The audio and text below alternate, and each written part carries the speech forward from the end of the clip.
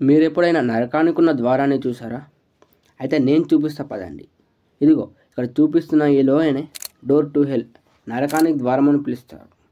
ఎందుకంటే ఈ లోయలో గత 50 ఏళ్ల నుండి మంటలు మండుతూనే ఉన్నాయి.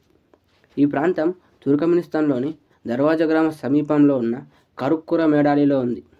ఇది ఒక గ్యాస్ క్రిస్టల్. 1971 కంటే ముందు ఇక్కడ సహజ వాయువులు నిల్వ చేసేవారు. అలా 1971లో సోవియట్ ఇంజనీర్లు ఎక్కువ గ్యాస్ నిల్వ చేసే ప్రయత్నంలో ఒక విస్ఫోటనం అనేది జరిగింది.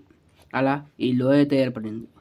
అలా ఏర్పడిన ఈ లోయ నుండి వేరియస్ గ్యాసెస్ అయితే బయటకు రావడం మొదలయ్యాయి.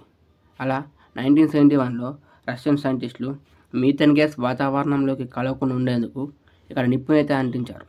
అలా 1971 నుండి ఇప్పటి వరకు ఈ మంటలు మండుతూనే ఉన్నాయి. ఈ మంటల కారణంగానే ఈ ప్రాంతాన్ని డోర్ టు హెల్, నరకానికి ద్వారం అని పిలుస్తారు.